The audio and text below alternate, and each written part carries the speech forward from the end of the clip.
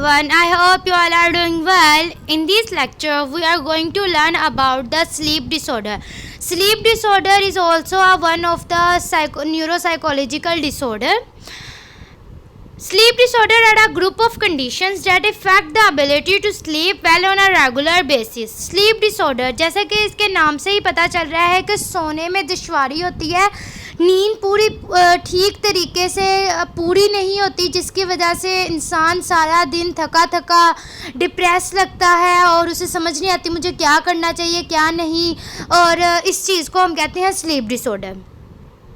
Sleep disorder किस वजह से होता है? डिप्रेशन की वजह से, एंजाइटी की वजह से, या कोई और भी वजह हो सकती है, ओवर थिंकिंग की वजह से, मेंटल हेल्थ ठीक ना होने की वजह से, और भी काफ़ी हो सकती है वजूहात जिसकी वजह से स्लीप डिसऑर्डर हो. Sleep disorder involve problem with the quality, timing and amount of sleep which result in daytime distress and impairment in functioning. Impairment का मतलब होता है खराबी.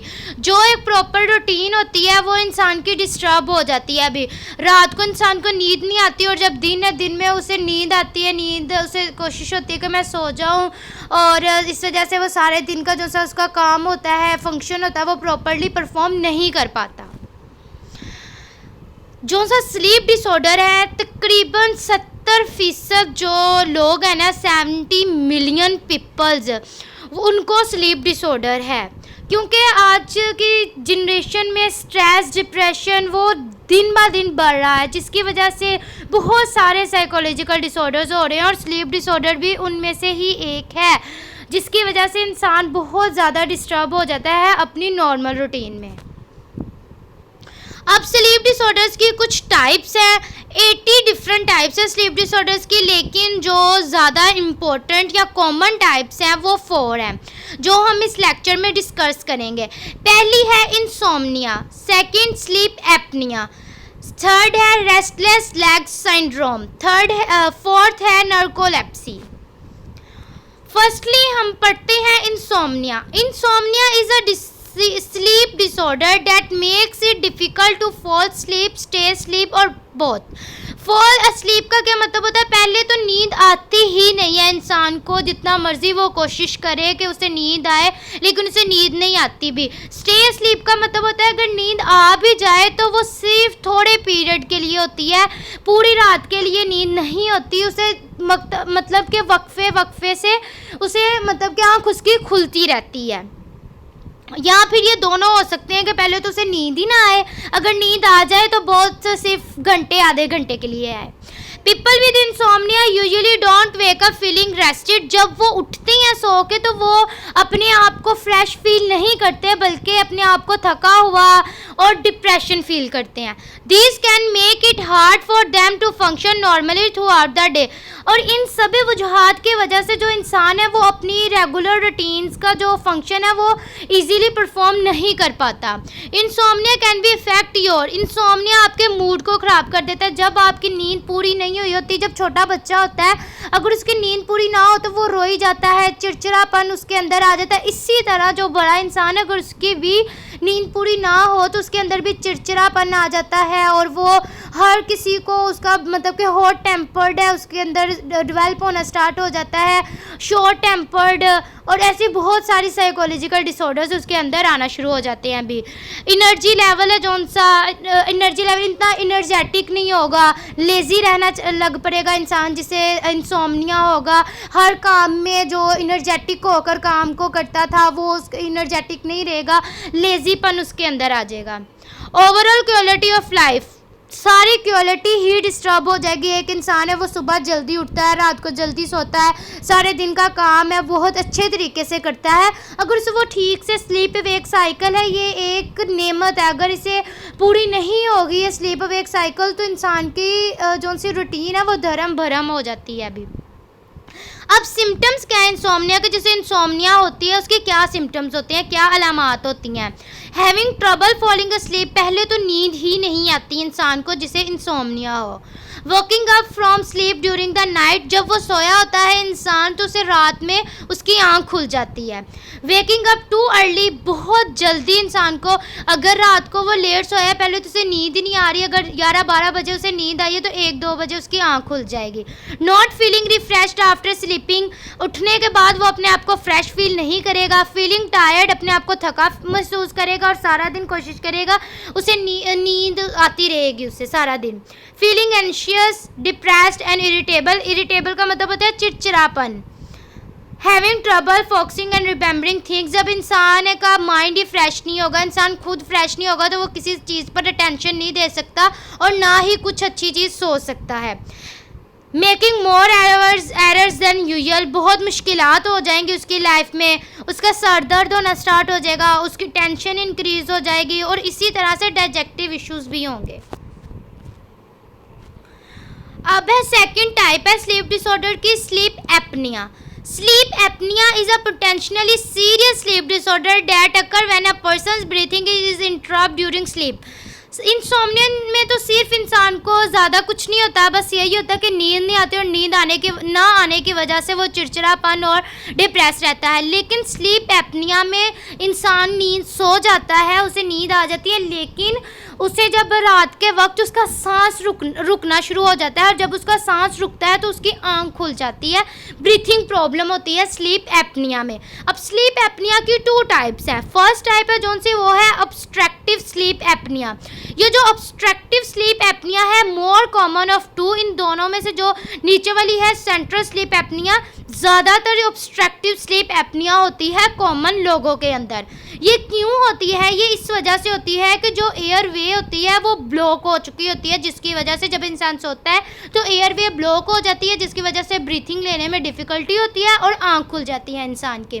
जब soft tissue in back of the throat collapses during sleeping, सोते वक्त जब air veg है वो टिश्यूज़ हैं वो गले के जो से टिश्यू हैं वो कोलैप्स करते हैं और गले से जहाँ से हवा गुजरती है हवा वो रास्ता ब्लॉक हो जाता है, जिसकी वजह से सांस लेने में मुश्किल होती है।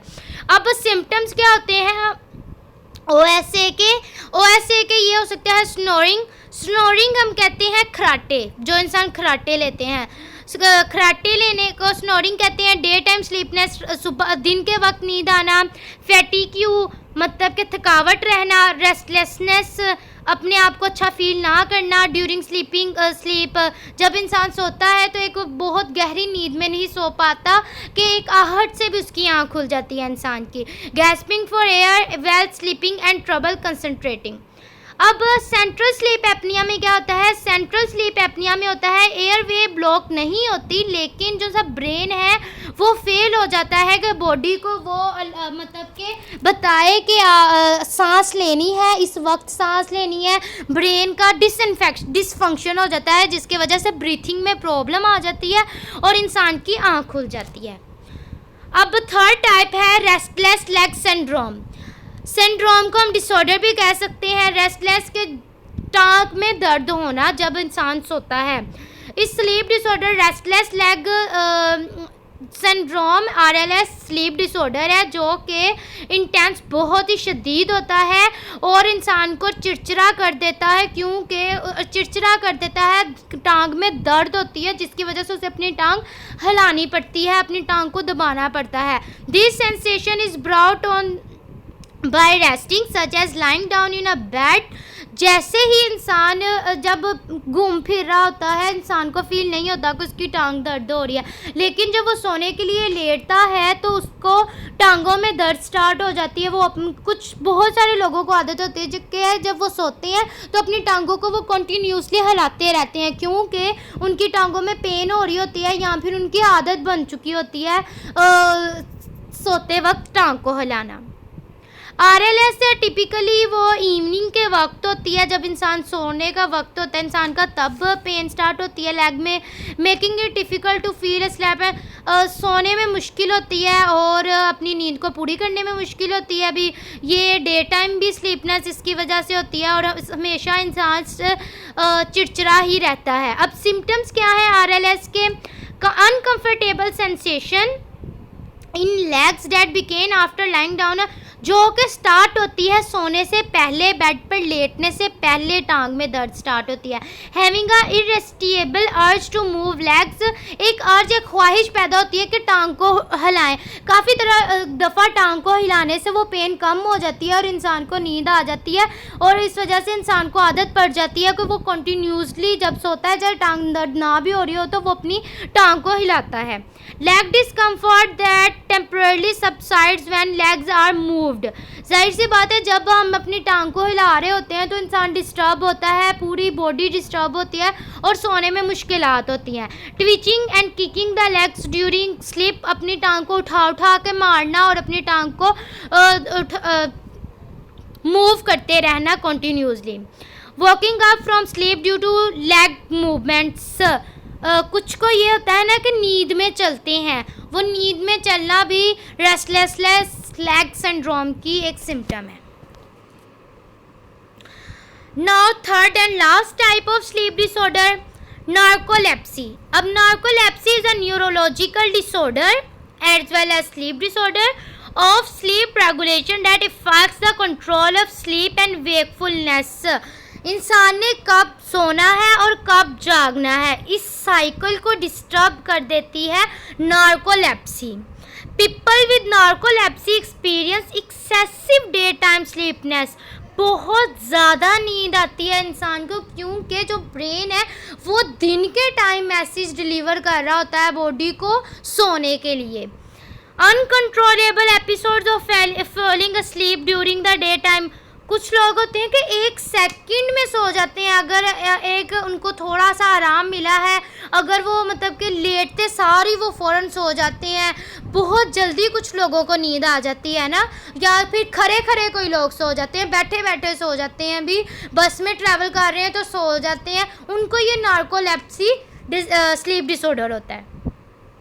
Narcolepsy usually begin between the age 15 to 25। Narcolepsy usually 15 से 25 साल की उम्र में डोमिनेंट होता है, but it can became apparent at any as, लेकिन ये किसी भी उम्र में हो सकता है, लेकिन ज़्यादातर डोमिनेंट जो होता है वो 15 से 25 साल की उम्र में होता है।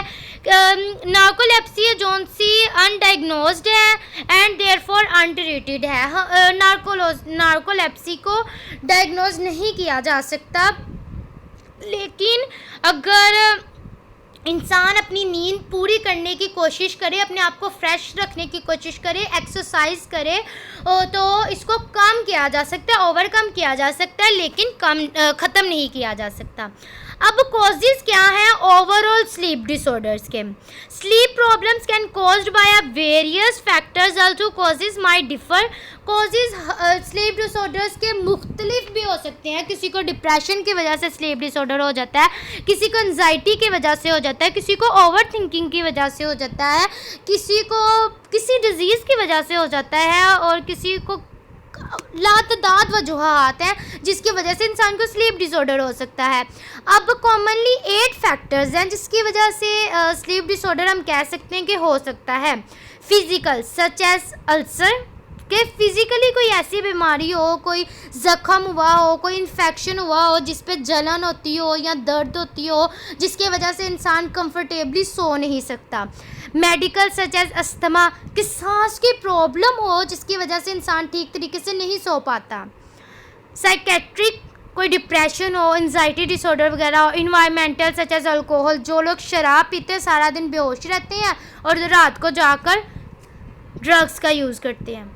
Working the night shift, these work schedule mess up biological clocks, एक ही क्लॉक बना हुआ है कि दिन के टाइम इंसान काम करता है और रात के टाइम इंसान सोता है, लेकिन जब वो अपनी स्लीप अवेक साइकिल को डिस्टर्ब कर लेता है तो इसके लिए बहुत ज़्यादा प्रॉब्लम्स क्रिएट हो जाती हैं। जेनेटिकली भी, मतलब कि ये जो नार्कोलेप्सी है स्लीप डिसऑर्डर, ये जेनेटिकली भी ट्रांसफ़र होता है ऑफस्प्रिंग में। Medications, some interferes with sleep, कुछ मेडिकेशंस के थ्रू भी हो सकते हैं स्लीप डिसऑर्डर। एजिंग, जैसे जैसे इंसान बूढ़ा होता है, ज़्यादातर जो परदातियाँ परदादे वगैरह होते हैं उनको इतनी नींद नहीं आती, वो ज़्यादातर रात जाकर ही गुजारते हैं भी। अब है सिम्टम्स। अब ओवरऑल सिम्टम्स कौन से हैं स्लीप डिसऑर्डर्स के?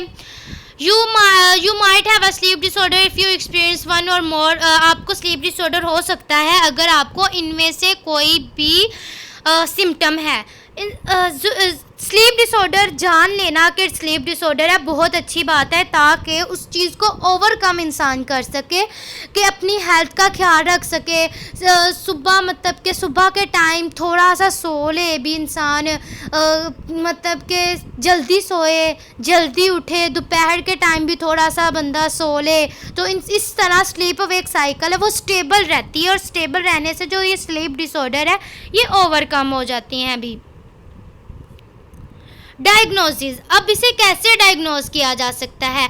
Doctors must take extra care when screening for sleeping. ADHD। अब ADHD क्या है? Attention deficit hyperactive disorder.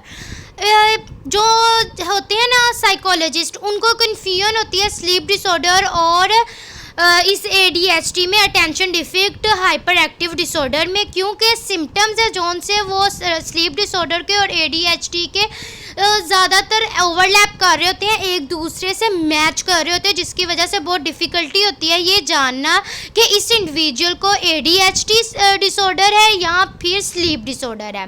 This involve asking the person about the your usual bed time. इस वजह से इसकी स्लीप हिस्ट्री साइकोलॉजिस्ट है उसको कलेक्ट करनी पड़ती है पेशेंट की, कि वो उसका बेड टाइम क्या है, क्या उसे जल्दी नींद आ जाती है, क्या वो प्रॉपरली उसका स्लीप अवेक साइकिल है, जब वो सो जाता है तो ठीक उसकी नींद रहती है, ये सारी history. Awaking during the night, क्या आपको रात को इंटरवल्स पे मतलब कि इंसान उठ जाता है, इंसान की आँख खुल जाती है रात के वक्त। डे टाइम एनर्जी लेवल क्या है, कि कभी कभार इंसान को पता नहीं चलता कि इंसान धीमी आधी नींद में होता है, इंसान को पता नहीं होता कि मैं उठा हुआ हूँ या सोया हुआ हूँ, तो ये इस चीज़ को सुबह के टाइम इफ़ेक्ट होता है कि अगर इस तरह अनकम्प्लीट या अनकम्फर्टेबल स्लीप हो ना, तो फिर दिन के बाद इंसान एनर्जेटिक नहीं रहता। अगर उसकी नींद पूरी होगी तो इंसान एनर्जेटिक रहेगा। और इस तरह ये कुछ क्वेश्चंस के थ्रू ये थोड़ी इन्वेस्टिगेशंस के थ्रू जो साइकोलॉजिस्ट इस नतीजे पे पहुंच जाते हैं कि इस पेशेंट को ADHD है या फिर स्लीप डिसऑर्डर है। डे टाइम नैप्स है वो बहुत हेल्पफुल होते हैं स्लीप डिसऑर्डर को ओवरकम करने के लिए। अब ट्रीटमेंट क्या है? 2 टेस्ट्स होते हैं ये पता लगाने के लिए कि कौन सा स्लीप डिसऑर्डर है या स्लीप डिसऑर्डर है भी या नहीं। पहला टेस्ट है नॉकटर्नल पॉलीसोमोग्राफी टेस्ट।